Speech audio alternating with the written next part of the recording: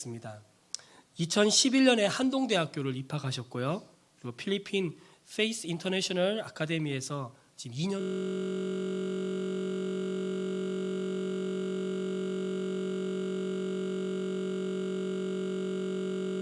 동안 사역하고 계십니다.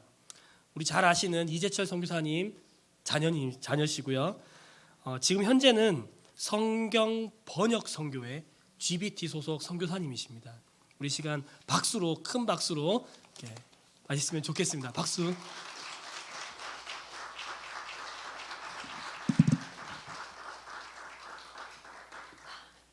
네, 안녕하세요.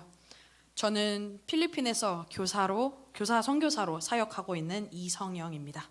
제 아버지와 어머니는 이재철 선교사님과 김민아 선교사님으로 이 강서교회에서 청년부를 보내셨다고 들었습니다. 오늘은 제가 선교사 자녀로서 어떻게 살았고 또 어떻게 선교사가 될 생각을 하였는지 또 제가 지금 하고 있는 사역에 대해서 조금 나눠보고자 합니다. 제 선교사 자녀로서의 삶은 초등학교 5학년 때 시작했습니다. 부모님은 필리핀에 가신다고 그랬고 저는 이미 초등학교에서 친구들도 많고 삶이 이렇게 안정적이었기 때문에 쿨하게 잘 다녀오시라고 할머니랑 같이 잘 살고 있겠다고 말씀드렸습니다. 하지만 어떻게 해서 결국에는 부모님 따라서 필리핀을 갔습니다. 한창 월드컵이 진행되고 있던 2002년 그때 저는 처음으로 필리핀이라는 나라에 가게 되었습니다. 필리핀 도착해서 저는 학교를 알아봐야 했습니다. 영어를 할 수 없어서 페이스 아카데미라는 국제 선교사 자녀 학교에는 들어갈 수 없었습니다. 한국 선교사 자녀 학교인 마닐라 한국 아카데미가 있었지만 거기도 학비가 너무 비싸서 차선책으로 돌아서야 했습니다. 결국엔 필리핀 현지 학교를 가게 되었습니다. 처음 학교에 가서는 영어도 안 되고 현지어도 안 되니까 수업 내용은 하나도 들어오지 않았고 잘 알아들을 수 없으니까 잠만 잤습니다.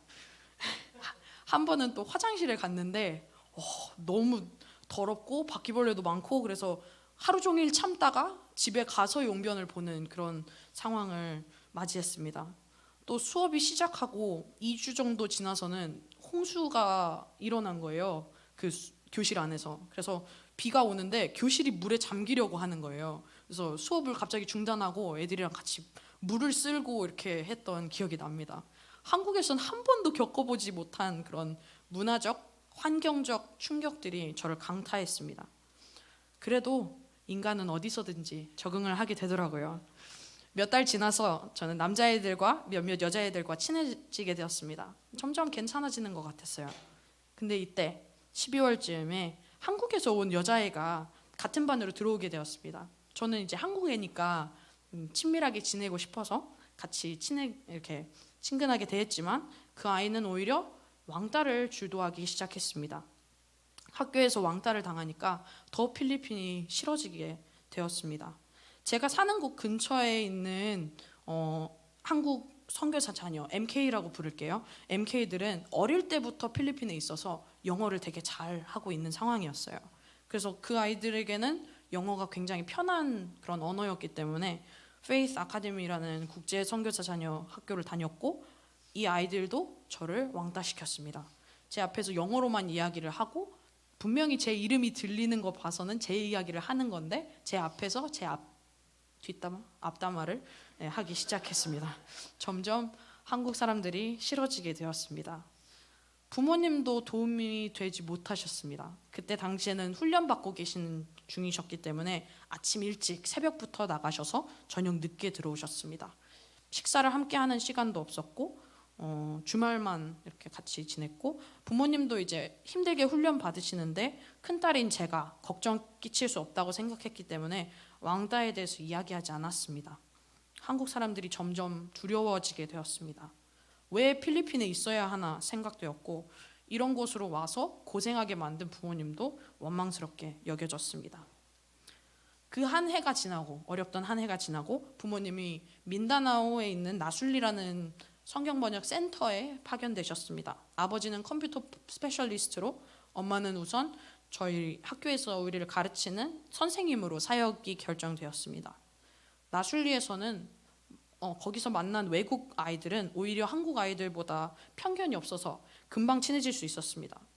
나술리에선 저희가 유일한 한국 가정이어서 부모님은 우리가 한국인을 대표하는 사람이라고, 그럴 만큼 잘 생각하고 잘 행동하라고 주의를 주셨습니다. 나술리에서는 오히려 부모님과 많은 시간을 보낼 수 있었습니다. 아침, 점심, 저녁 모두 같이 먹을 수 있었고, 학교에서는 엄마가 영어, 과학, 사회 수업을 맡아서 해주셨기 때문에 많이 힘들지는 않았습니다. 다른 아이들과 성경, 수학, 미술, 음악, 체육 수업을 함께 해서 좋았습니다. 엄마가 저와 동생 2명을 함께 가르쳐야 됐기 때문에 저한테 한 번 설명해 주시고 제 동생한테만 이렇게 집중해 주셔서 저는 한 번 설명해 주시면 잘 듣고 있다가 저만 혼자서 씨름해서 풀어나가야 했습니다. 엄마는 학교에서 쓰는 그런 사회나 과학 교재가 하나님을 이야기하고 그리스도 안에서 지식인이 되는 것을 이야기하는 것에 되게 크게 감동을 하시고 저희에게 이것이 얼마나 큰 축복인지 이야기해 주셨습니다. 나술리 살면서 저희 부모님은 항상 이곳에서의 사는 것이 마닐라에서 그 큰 고난을 겪게 하시고 그 이후에 쉼을 주시려는 그런 주님의 큰 은혜라는 것을 반복해서 설명해 주셨습니다. 그 설명은 제가 선교사 자녀로서 제 자신에 대한 자부심을 느끼게 했습니다. 센터의 모든 선교사님들의 댁에 초대되어서 함께 식사 교제하고 그분들의 사역에 대해서 알게 되고 엄마 아빠의 사역에 대해서도 나누게 되면서 선교에는 참 다양하고 많은 역할이 있다는 것에 대해서 알게 되었습니다. 자신이 어떤 달란트를 가졌던 어떤 은사가 있던 상관없이 선교 현장에 쓰임받을 수 있다는 것을 알게 되었습니다. 또 성경 시간에 미국인 선생님은 우리가 학교에서 공부를 열심히 하고 잘 지내는 것이 부모님에게 걱정을 끼치지 않게 되고 그것이 또 선교에 도움이 된다는 것을 깨우쳐 주셨습니다. 저희 또한 선교지에서 그냥 살아가는 것이 아니라 선교사라는 것을 일깨워 주셨습니다. 저는 이때 선교사가 되고자 하는 작은 꿈이 생기게 되었습니다. 그렇게 1년이 지나면서 영어는 엄청나게 늘었지만 한국어는 점점 쓰지 않으니까 어눌해져서 오히려 한국어 수업을 학교 끝나고 1시간가량 추가로 진행해야 됐습니다. 처음에는 집에 있는 한국 책을 읽는 것으로 시작했고 전과집, 한자로 된 책을 읽는 것도 나중에 덧붙여서 진행했습니다. 한국 드라마를 한 편씩 꼭 시청을 했고 이때 당시 대장금이 되게 유행을 했었거든요. 적어도 3번 돌려봤습니다. 네. 한국의 그런 본부에서 한국인 선생님을 초청해서 저희와 함께 한 달 동안 생활하시면서 한국어 수업을 해주셨습니다. 이렇게 한국어 수업을 진행하면서 저희 부모님은 항상 너는 한국인이다. 그리고 그것을 자랑스럽게 여기라고 말씀해 주셨습니다. 저희는 그래서 다른 아이들에게 한국에서만 파는 달고나를 해주면서 코리안 캔디라고 자랑했고 한국에서 온 다양한 과자나 학용품도 나눠줬습니다. 시간이 흘러서 나술리에서 고등학교 과정을 제공하지 않기 때문에 마닐라나 다바오라는 큰 도시에 기숙학교에 가야 했습니다. 부모님은 제게 선택권을 주셨습니다. 둘 다 매우 좋은 옵션들이었지만 결국에 마닐라로 가게 되었습니다. 마닐라에는 한국인 기숙사가 있어서 제가 한국인으로서 더 자부심을 갖게 되고 살아갈 수 있었을 것 같았고 한국 음식 많이 먹을 수 있다는 말에 혹했습니다. 고등학교로 가기 전에 오랜만에 한국에 들어오게 되었습니다. 거기에 부모님이 여름 동안 선교사 가정을 위한 캠프나 선교사 자녀들을 위한 캠프에 등록을 해서 참석할 수 있었습니다. 첫 번째로 간 가족 캠프에서 저는 한국어로 큐티하는 걸 처음 해봤습니다. 나술리에서는 영어로만 했기 때문에 조금 어색했지만 나름 재밌었습니다. 아이들을 담당해서 지도하는 선생님들은 모두 선배 MK들, 선배 선교사 자녀들이었습니다. 선교실에서 최근까지 고생을 했던 아이들은 얼굴빛이 어두웠고 항상 불만에 차 있었습니다. 그런 아이들을 언니 오빠들은 이해해주고 능수능란하게 돌봐주었습니다. 우리들은 각자 다른 선교지에 있었지만 금방 친해질 수 있었습니다. 저녁에는 부모님과 하루 일과를 돌아보며 배운 것들을 공유했습니다. 부모님은 우리에게 선교사님들이 배우는 것이나 기도하는 것들에 대해서 나눠주시고 같이 기도하자라고 말씀해 주셨습니다. 부모님은 예전에도 종종 선교 훈련을 가족이 다 함께 받은 후 소감을 가볍게 또는 진중하게 대답해 보라고 말씀해 주셨습니다. 저도 그래서 때론 가볍게, 때론 진중하게 생각해 보곤 했죠. 파송은 부모님이 받았지만 선교를 나가는 것은 우리 가정 전체라고 이해하도록 꾸준히 세뇌시켜 주셨습니다. 두 번째 캠프는 오로지 선교사 자녀를 위한 캠프였습니다. MK 네스트에서 진행한 이 캠프는 2주간 진행되었는데요. 첫 일주일은 불광동 수련장에서, 남은 일주일은 한국 곳곳을 다니는 모국 탐방으로 진행되었습니다. 첫 주에는 담아뒀던 많은 이야기들을 할 수 있게 되었습니다. 왕따 당한 거, 외로웠던 거, 두려웠던 거 모두 만난 지 얼마 안 되는 이 아이들과 이야기하게 되었습니다. 부모님에게 쉽게 나눌 수 없었던 그런 마음의 짐을 풀어놓고 이야기할 수 있었습니다. 이야기하고 서로 기도해주며 첫 일주일을 보냈고 우정을 더 키우게 되었습니다. 2주 차에는 참 많은 추억을 쌓았고 모국을 이렇게 많은 곳을 돌아다니면서 참 피곤했지만 오히려 그래서 서로 더 도와주는 그런 시간이었습니다. 이때도 저희를 돌봐주시는 담당 선생님들은 거의 대부분 MK 선배님들이었습니다. 우리보다 앞서 선교사 자녀가 되었고 누구보다 우리를 잘 이해해주는 선생님들이 곁에 있어서 참 든든하고 감사했습니다. 지금도 어떻게 보면 제가 왕따를 당한 과거의 치부를 이렇게 이야기하는데 거리낌이 없는 것이 그때의 기억 때문이라고 생각합니다. MK 캠프에서 저의 아픔을 이렇게 꺼내놨을 때 누구도 제 아픔을 멸시하거나 가볍게 여긴 사람이 없었습니다. 그들도 저랑 비슷한 경험을 하거나 그보다 아픈 경험을 하기도 했기 때문입니다. 제가 굳이 구구절절 이야기하지 않더라도 이해해주고 보듬어줄 수 있는 사람들을 찾게 되었습니다. 제가 나순리에서 겪은 한국인으로서의 그런 정체성, 혼란 그런 것도 조금씩 이해가 되었습니다. 저는 제가 한국인이라는 걸 듣고 이해는 했지만 마음에 닿지는 않았던 모양입니다. 부모님은 항상 그렇게 얘기하라고 하셨지만 가끔 실망스럽던 마닐라 MK 친구들이 모습 기억이 났기에 꺼려지기도 했었습니다. 하지만 그 캠프 속에서 제 마음속에 내린 결론 덕에 고등학교 들어가서 오히려 제 자신의 정체성에 대해서 정의하고 결론 내릴 수 있었습니다. 그래서 고등학교 시절에는 오히려 그리스도인으로서의 고민을 더 하게 되었고 이미 주님을 영접했지만 제 신앙이 더 자라가는 그런 시간이 되었습니다. 한 번의 그런 고난과 축복이 있었던 그런 연단 과정을 거치고 나니 고난이 와도 주님은 신실하시다라는 고백이 절로 나왔습니다. 고등학교 당시에 수련회 때 추수회 때 추수꾼이 없어 찾으신다는 그런 말씀을 듣고 무심코 섣불리 맹세해버렸습니다. 하나님 저를 써주세요. 제가 갈게요. 라면서 울며 고백했던 기억이 납니다. 고등학교 졸업 후 저는 한동대에 가게 되었습니다. 한동대에 처음 가서 너무나 인상 깊었던 것은 면접장에서 절 위해 기도해주는 도우미들과 그때 이렇게 한 번 만났는데 친해지게 된 MK 친구들이었습니다. 면접을 보기 위해 같은 방에 묵었던 MK 면접생들은 서울 가서도 만나면서 많이 친해졌습니다. 어디에 가도 MK들과 그러니까 선교사 자녀들과는 말이 잘 통하고 금방 친해질 수 있다는 확신이 들었습니다. 같은 문화권은 아니지만 타지에서 생활하면서 겪은 고생담은 서로 이해되기 때문인 것 같았습니다. 한동대에 가고 나서 많은 일을 겪으며 선교사가 되고자 하는 이 마음을 잊고 살았습니다. 하지만 하나님은 그 약속을 잊는 분이 아니셨죠. 대학을 다니며 출석하게 된 포항 선결교회에서는 방글라데시로 단기 선교를 가게 되었습니다. 청장년이 함께 가는 단기 선교였는데 전 그곳에서 오히려 참 자유를 느끼고 기쁨이 넘치는 그런 사역을 하는 자신을 발견했습니다. 한국에서는 저를 무의식 중에 이렇게 얽매던 그런 긴장과 그런 압박감이 있었는데 그것에서 해방되었고 환경에 개의치 않고 빠른 시간 적응하는 저의 모습을 보았습니다. 현지에서 사역하시는 선교사님들도 현지인들한테 노래를 배우고 그들의 문화를 존중하고 자연스럽게 오른손으로 맨손으로 이렇게 밥을 먹는 저를 보며 넌 선교사 체질이야 라고 하시더라고요. 그때 하나님께서 너는 선교사 해야지 라는 것이 느껴졌습니다 라고 하시는 것이 느껴졌습니다.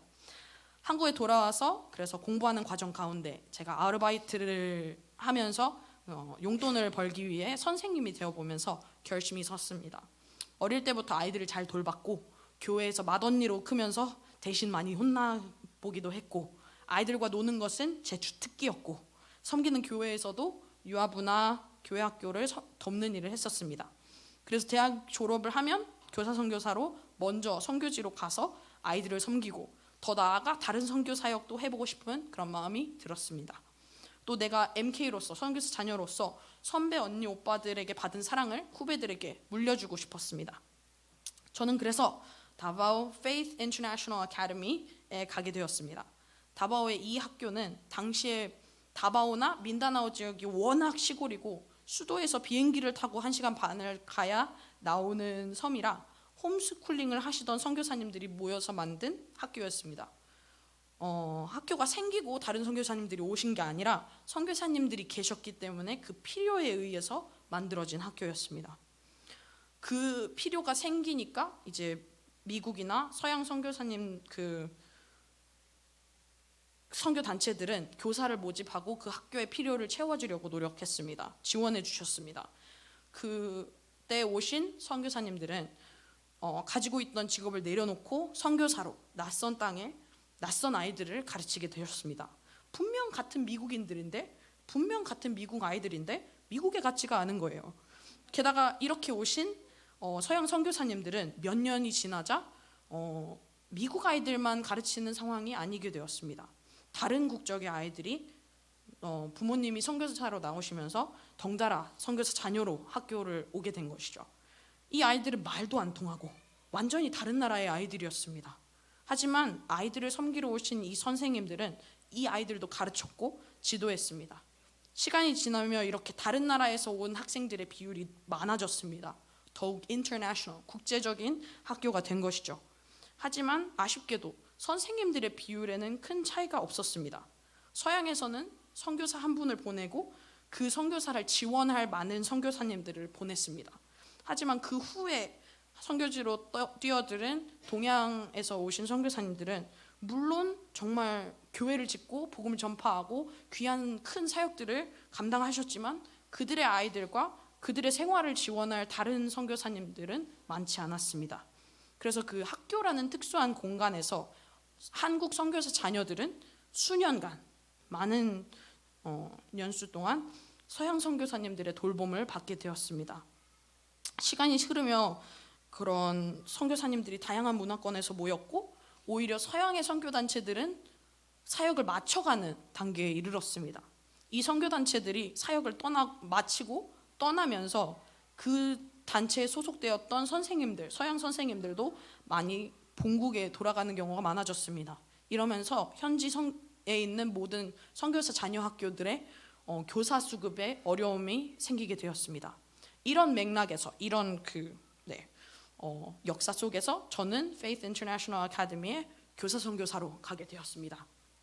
부모님의 파송 단체가 사역 마무리 단계에 있는 성경번역 선교회였고 그 성경번역 선교회와 긴밀한 관계에 있는 많은 수의 교사 선교사를 보게 되었고 그래서 교사 선교사가 필요하다는 페이스의 소식을 들을 수밖에 없었습니다. 원래 마음에 부담이 있었던 곳은 방글라데시였는데 우선 하나님께서 제게 보여주시고 필요하다고 하는 것에 귀 기울일 필요가 있다고 생각되었습니다. 가끔은 너무 멀리 보는 것보다는 눈앞에 주어진 것을 충실히 행하는 그런 믿음이 필요한 것 같습니다. 저도 또한 서양 선교사님들을 은사로 뒀고 마음에 빚을 진 상태였기 때문에 서양 선교사님들이 나를 사랑과 지혜로 지도해 주셨던 만큼 저도 사랑과 지혜로 서양 동양 가리지 않고 저에게 주어진 아이들에게 그런 아이들을 돌보겠다는 생각으로 갔습니다. 다바오의 Faith International Academy에는 지금 많은 수의 한국 선교사 자녀들이 재학 중에 있습니다. 퍼센트로는 거의 40%에 육박하는 걸로 알고 있습니다. 제가 가르치는 초등학교 2학년만 해도 한국 아이들이 5명, 다른 국적의 아이들이 6명 있습니다. 11명 가르쳤어요. 많은 수의 한국 학생들이 있어서 그런지 학생들 사이에 유행하는 것은 한때 한국 초등학교에서 유행했던 것입니다. 작년 한 해 초등학교에는 포켓몬 딱지 열풍이 불어서 남녀 국적 불문하고 모두가 쉬는 시간, 점심시간, 비는 시간에 딱지를 쳤습니다. 처음 온 영국 애가 앉아가지고 딱지 치고 있었어요.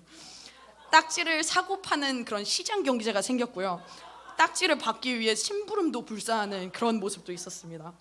딱지를 뺏기고 울고 따서 막 기분이 좋아하고, 쟤는 딱지를 나눠줬는데 자기는 안 줬다고 막 마음의 상처를 얻는 경우도 있었죠.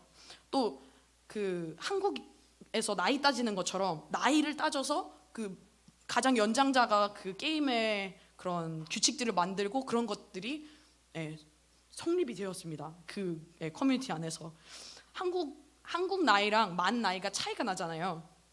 어떤 미국 학생이 자신은 이제 한국 나이로 13살이니까 이제 자신 청소년이다, 더 이상 건들지 말아라, 자기는 한국 나이로 13살이니까 그렇게 우겼다고 미국 선교사님이 저한테 하소연하시는 경우도 있었습니다. 이곳의 한국 아이들은 한국에서만 있었던 한국 아이와 다르고, 이곳의 미국 아이들은 미국에서만 있었던 미국 아이와 다릅니다. 사람마다 좀 다르겠지만 한국 아이는 한국 아이보다 영어는 잘하지만 한국 아이보다 한국어는 못합니다. 그 아이는 미국 아이보다 한국어는 잘하지만 미국 아이처럼 영어를 잘하지는 못합니다. 한국의 많은 부분을 좋아하고 그리워하고 해보고 싶어 하지만 또 한국을 누구보다 싫어하고 비판하고 문제점을 보기도 합니다. 필리핀이나 미국에서 이 아이들은 타인, 이방인입니다. 또 한국에서도 재외국민, 이방인 취급을 받게 되죠. 어디에도 속하지 않은 이 아이들은 무력감과 분노를 느끼기도 하고, 그것을 때로는 부모님에게, 친구들에게, 나라에게 해소하기도 합니다. 하지만 이런 소속감의 문제가 해소된 아이들은 보다 객관적인 시선으로 각 나라를 분석하고 파악할 수 있는 그런 시야가 생깁니다. 애국심으로 색안경을 끼기보다는 제3자의 입장을 고수하며 있는 것이죠. 또 언어에 재능이 있고 노력하는 친구들은 영어를 모국어처럼 생각하며 학습 언어를 잘 구사하기도 합니다. 마찬가지로 한국어를 정말 잘하는 친구들도 있죠. 이 아이들은 나고 자라면서 외국 학생과 부딪히고 친밀감을 형성해서 우정을 키웁니다. 자연스럽게 이들에게는 외국인과 세계 각지의 사람들에 대한 존중을 배울 기회가 됩니다. 한 사람의 세계인으로 성장하는 것이죠. 또 일요일에만 교회를 가거나 사역을 하는 것이 아니라 선교지는 매일 삶의 현장이 사역지입니다. 매일 매 순간 사역과 사명을 감당하는 부모님을 보며 그분들을 보면서 자라는 선교사 자녀들은 때로는 부모님의 관심을 가져간 하나님을 원망하기도 하지만 또 부모님과 다르게 역사하시는 하나님을 만나고 찬양하기도 합니다. 이곳의 아이들은 모든 아이들이 그렇듯 정말 특별합니다. 제가 가르치는 2학년 학생들 중엔 아직 한국어가 편하고 영어를 아직 배우는 단계인 친구들이 많습니다. 집에 가도 부모님과 생활하며 어휘력이 성장하는 미국 학생들에 비해서 이 한국 학생들은 한국어를 사용하기 때문에 어휘력이 뒤처질 수밖에 없습니다. 그렇다고 한국 부모님들이 영어를 쓰시면 그 모국어의 기둥이 휘청거릴 수가 있습니다. 모국어가 잘 형성돼야 언어를 습득하는데 더 높은 수준의 언어를 구사할 수 있습니다. 모국어의 수준이 말하고 듣는 수준이라면 제2 외국어도 말하고 듣는 수준으로 성장을 하는 것이죠. 이런 한국 학생들은 종종 수업에 모르는 단어들을 물어보곤 합니다. 작년이나 재작년 그런 외국인 선생님이 그들을 담당했을 때는 하루 종일 기억해놓고 집에 가서 사전 찾아보고 그 해소되지 않는 그런 궁금증들이 있었지만 제가 선생님으로 있었을 땐 제가 바로바로 알려주니 아이들이 후련해하는 그런 모습을 볼 수 있었습니다. 최대한 영어로 알려주지만 이제 마지막에 이게 가서 한국어 단어만큼 명확하지 않다고 생각하면 제가 이렇게 얘기를 해줬는데 그때 라는 탄식이 모든 수업을 강타했습니다. 전 이 학생들에게 영어로 5가지 수업을 합니다. 성경, 영어, 수학, 과학, 사회 과목들을 매일 아침 7시 30분부터 2시 40분까지 수업합니다. 또 중간에는 특별 수업이라는 이름으로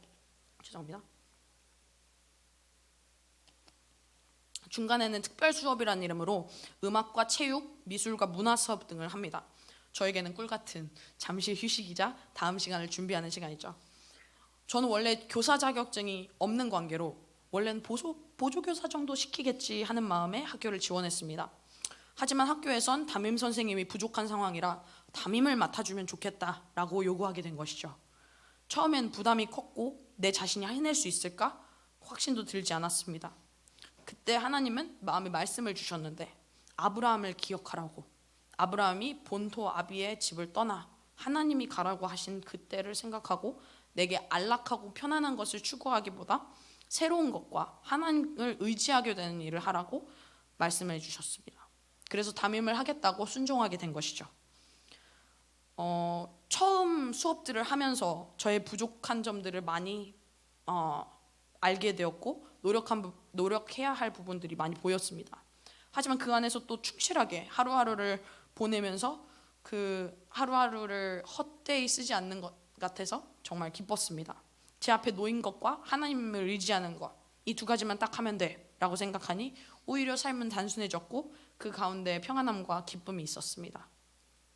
2시 40분에 수업이 끝나면 전 축구 시즌에는 축구 연습을 이끕니다. 여자팀, 남자팀 감독으로 2년간 섬겼는데 하루 종일 아이들한테 이야기를 하다가 또다시 필드에 나가서 목에 핏대를 세우면서 이야기를 하면 진짜 그 후에는 말 한마디 하고 싶지 않았어요. 하지만 제가 좋아하는 축구를 함께하고 아이들이 성장하고 배워가는 것들이 느껴져서 즐거웠습니다. 축구 연습이 끝나면 5시 반, 밥 먹고 샤워하면 6시 반, 거의 7시가 되어서 그 후엔 다시 학교에 가서 그 다음 날의 수업을 위해서 또 준비를 했습니다. 아직 초보교사라 그런 구상해야 될 것, 정리해야 될 것, 실제화해야 되는 것, 그런 것들에 시간이 굉장히 많이 걸렸습니다. 그래서 저녁 10시, 11시쯤 집에 들어가고 그 다음날 또 동일하게 똑같은 쳇바퀴 삶을 살았습니다.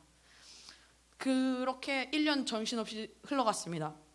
두 번째는 괜찮겠지라고 생각했지만 아이들도 바뀌고 학습 스타일도 다 달라서 그런 부분을 고려하고 새로운 책들을 가르쳐야 되니까 또 다시 시간이 많이 소모되었습니다.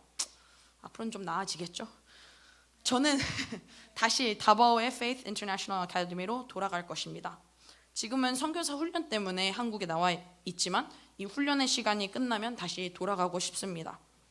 제가 선교사 자녀였을 때 나에게 유일하게 고정적이었던 사람은 제가 고등학교 4년을 다니면서 쭉 계셨던 그런 나이 든 고목과도 같은 그런 선생님이었습니다. 선교지에서 이사를 많이 하고 많은 사람과 이별을 하는 그 중에 뿌리를 깊게 내리시고 우리를 함께 보듬어 주셨던 그 선생님들은 제 삶의 유일한 상수였어요. 유일하게 바뀌지 않는 것이었습니다. 그런 선생님들은 저에게 더 큰 영향을 미치셨습니다. 고등학교 4년 내내 계셨던 분들이 제가 기억하는 선생님들의 대다수입니다. 그런 의미에서 저는 그런 사람이 제 제자들에게 되어주고 싶습니다. 또 아직 하나님께서 다른 곳으로 가라는 말씀이 없으셨기 때문에 앞에 놓여있는 것에 충실하고 싶습니다. 길게 다바오에서 사역하며 앞으로도 하나님 말씀에 귀 기울이며 들으며 저와 같은 MK로 자라가는 학생들에게 선한 영향력을 끼치기 원합니다. 맺으면서 말씀을 읽고자 합니다. 창세기 12장 1절부터 4절 말씀인데요. 제가 그냥 읽어드리겠습니다. 여호와께서 아브라함에게 말씀하셨다. 너는 내 고향과 친척과 집을 떠나 내가 지시할 땅으로 가거라. 내가 너를 큰 민족의 조상이 되게 하고 너를 축복하여 내 이름을 크게 떨치게 하겠다. 너는 다른 사람에게 복을 끼치는 자가 될 것이다. 너를 축복하는 자를 내가 축복하고 너를 저주하는 자를 내가 저주할 것이니 땅의 모든 민족이 너를 통해 복을 받을 것이다. 그래서 아브라함은 여호와께서 지시하신 대로 롯과 함께 하란을 떠났는데 그때 그의 나이는 75세였다. 제가 교사 선교사로 나가서 첫 수업을 준비하며 받은 말씀이었습니다. 제 고향, 본토 아비의 집, 익숙한 것들을 내려놓고 주님께서 일하시는 잘 모르는 그 미래로 발 내디디며 그분이 예비하신 그 길을 걷는 것, 그것이 하나님이 약속하신 풍성한 은혜이며 축복이며 뜻이었습니다. 학교에서 수업을 해본 적이 없는 제가 저에게 큰 두려움으로 다가왔던 그 첫 수업에서 주님은 저에게 힘을 주시고자 했습니다. 전 이제 선교사입니다. 선배 선교사이신 부모님을 보며 참 많이 도전이 됩니다. 저에겐 익숙한 필리핀으로 가서 양호하게 적응한 것 같습니다. 하지만 부모님은 나이 40 넘어서 낯선 땅에 아이들을 데리고 오셨습니다. 그때 가졌을 막막함이 참 대단하게 여겨졌습니다. 저도 부모님도 서로에게 많이 미안해했습니다. 전 더 부모님과 대화하고 결정 내리지 않은 것들에 대해서 미안했고 부모님께 숨겼던 것들, 부모님께 가시도 튄 말투로 대했던 것들이 미안했고, 부모님은 제가 고생해야 됐던 부분들에 대해서 미안해하셨습니다. 저를 척박한 곳에서 키워야 했다는 생각에 미안해하셨고, 선교지가 나술리였고, 나술리 학교가 인가되지 않은 학교였기 때문에 대학으로 넘어가면서 겪어야 했던 서류적인 난항들이 있었습니다. 그런 것 때문에 또 미안해하셨죠. 또 한국에서 자라난 또래들보다 먼저 어른스러워져야 했던 그런 부분들에 대해서 미안해하셨습니다. 혼자 멀리 떨어져 지내며 제가 홀로 큰 결정들을 내려야 했던 부분에 미안해하셨습니다. 하지만 전 이제 부모님께서 미안해하시지 않으셨으면 좋겠습니다. 부모님 덕에 이렇게 자랐고 감사하게 선교사 자녀 아이들을 섬기는 일을 하고 있습니다. 하나님이 웃으실 일에 미안해하지 않으셨으면 좋겠습니다. 엄마 아빠도 제가 다바오에 와서 가까이 생활하며 서로 격려할 수 있어서 되게 기뻐하십니다. 제가 MK가 될 수 있게 결정해 주신 부모님께 참 감사합니다. 또 마치면 저는 말씀으로 여러분께 도전을 드리고 싶습니다. 아브라함은 75세 나이에, 물론 그때 당시 수명관념으로 봤을 때는 그건 젊은이였지만 본토 자신의 집을 떠나 하나님께서 제시하신 길로 순종하며 나아갔고, 그로 인해 그의 삶과 그의 자녀들의 삶이 변화되었습니다. 우린 가끔 난 너무 늦었어 라는 변명을 하곤 합니다. 하지만 하나님의 때는 결코 늦지 않습니다. 가장 알맞은 시간에 우리의 마음에 약속했던 그 말씀들을 심어주시고 그것을 이행할 길들을 제시하십니다. 그 부름에 무뎌지지 않는 삶이 되시기를 기도합니다. 저의 긴 이야기를 들어주셔서 감사하고요. 파워포인트가 좀 있는데 사진들 보면서 조금씩 설명해 드리겠습니다. 저희 아버지랑 저예요. 3년 만에 난 귀한 딸. 네, 많은 사랑을 받았습니다. 다음으로 넘겨주세요. 제 동생과 저예요. 제가 이렇게 목을 조르고 있습니다. 다음. 네, 저희 첫 번째 그 필리핀 현지의 학교인데요. 핑크색 저 스커트 맨날 입기 싫어가지고 부모님이랑 실갱이했던 생각이 납니다. 다음으로 넘겨주세요. 이곳이 다바오예요. 나술리입니다. 그러니까 온갖 과일나무가 자라는 센터였고요. 그래서 저희는 제2의 에덴 동산이 아니냐고 하나님께서 이렇게 예비하셨다고 말 많이 했었습니다. 네, 다음. 네, 저희 학교였고요. 나슐리 학교는 10명의 학생이었습니다. 그게 나였어요. 저희 집 바로 옆집이었고요. 네, 크리스마스 파티 때 그때 당시 2002년 월드컵 당시 유행했던 저 빨간 셔츠. 네, 다음을 넘겨주세요. 저렇게 녹음이 져서 이제 수영장에 갔다가 이제 거기에서 젖은 거 저기서 말리는 거예요. 말리고 다시 농구하다가 땀 흘리면 다시 가서 수영하고 다시 말리고 가가지고 이제 과일 따먹고 이런 생활을 반복했었습니다. 다음으로 넘겨주세요. 이렇게 성경 과목이었는데요. 같이 아침마다 둘러 앉아서 찬양하고 말씀 묵상으로 하루를 시작했습니다. 다음으로 넘겨주세요. 저거는 이제 제가 갔던 MK 선교사 자녀 캠프였는데요. 그때도 만났던 친구들 아직도 연락하고 지냅니다. 다음으로 넘겨주세요. 동일한 그런 캠프고요. 저 때 만났던 친구들 굉장히 저 때 제가 연극을 한번 했었는데 하만 역할로 악역을 했었거든요. 제가 신스틸러로 활약했었습니다. 다음을 넘겨주세요. 저기는 이제 제가 다녔던 그 고등학교에서 한국 기숙사 학생들이었는데요. 저희 기숙사 부모님도 미국에서 살다 오셨던 그런 이민 2세셔가지고 저희 그런 어려움들을 잘 이해해 주셨고 오히려 저희 부모님보다 저희 사춘기를 더 많이 알고 계시는 분이에요. 네, 다음으로 넘겨주세요. 제가 축구했던 사진들이고요. 네, 폼 대박이죠. 네, 다음이죠. 네, 다음 넘겨주세요. 제가 이제 졸업할 때 저희 가족 사진이에요. 네, 저희 아버지는 참 인자하신 미소를 항상 지으십니다. 다음. 네, 저 한동대에서 있었던 MK 커뮤니티였는데요. 제가 이제 선교 자녀들과 이렇게 많이 유대감을 느끼다 보니까 그런 커뮤니티에서 섬길 기회도 많았고 제가 그래서 총무로도 섬겼고 홍보부장으로도 섬겨가지고 이제 애들 다 끌어모으고 같이 고기 먹자 그러고 그랬습니다. 다음. 같이 그 바닷가 가서 치킨 먹고 바닷가 가서 이렇게 불꽃놀이 보고 그랬던 추억이 있었습니다. 제가 이제 포항에서 학원에서 가르쳤던 아이들이 지금 왼쪽에 있는 사진이고요. 오른쪽은 제가 방글라데시 단기 선교 갔을 때 아이들과 함께 찍은 사진입니다. 다음.